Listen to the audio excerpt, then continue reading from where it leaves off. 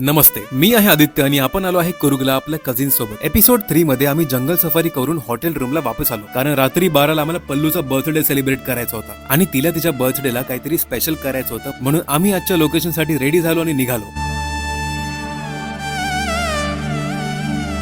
So नारळ पाणी पिऊन आम्ही पोहोचलो दुबारे एलिफंट कॅम्पला. हा पूर्ण कॅम्प फक्त एलिफंट साठी फेमस आहे, जिथे तुम्हाला एलिफंट सोबत अदर ऍक्टिव्हिटीज करायला भेटतात. बट तिथे जाण्यासाठी रोड नाहीये, एक रिव्हर क्रॉस करून त्या कॅम्प कडे जावं लागतं. एक थ्रिल असा ऍडव्हेंचर एक्सपिरियन्स होता आणि अशा या ऍडव्हेंचर मध्ये आमच्या सोबत एक आजी आजोबा सुद्धा होते. सो कॅम्प मध्ये एंटर करताच आम्हाला एक हत्ती दिसला, जो सगळ्यांना ब्लेसिंग देत होता. सो आम्ही पण त्याची ब्लेसिंग घ्यायला पोहोचलो. स्टार्टिंगला वाटलं की इथे फक्त 1-2 हत्ती असणार, बट अजून आतमध्ये गेल्यानंतर कळलं की ते लहानपासून तर एजेड हत्ती पण आहे. या सगळ्या हत्तींसोबत आपण त्यांच्या रुटीन मध्ये जे असतं ते सगळे ऍक्टिव्हिटीज करू शकतो. करेक्ट, या सगळ्या हत्तींचा एक रुटीन आहे आणि तिथले लोक ते फॉलो करतात. त्यांचं जेवण करायचा टाइम झाला की त्यांचे ओनर त्यांचं जेवण रेडी करतात आणि आपण आपल्या हाताने त्यांना जेवण देऊ शकतो. त्यांच्या आंघोळ करायचा पण एक टाइम असते आणि आम्ही लकी होतो की त्यांच्या आंघोळ करायचा टाइम मिस झाल्यानंतर पण आम्हाला चान्स भेटला.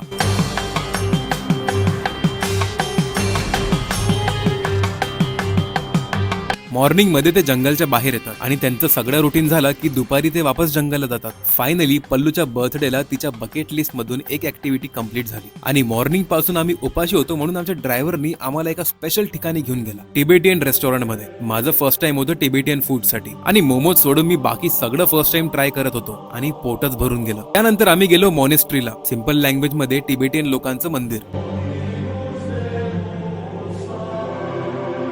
आणि खरंच असं वाटतच नव्हतं की साऊथ मध्ये आलं आणि या पूर्ण जागेमध्ये एक वेगळीच एनर्जी होती. सो जर तुम्हाला हा पार्ट आवडला असेल तर बाकीचे पार्ट सुद्धा बघा आणि लाईक करा, व्हिडिओला शेअर करा, फॉलो करा आणि कमेंट नक्की करा.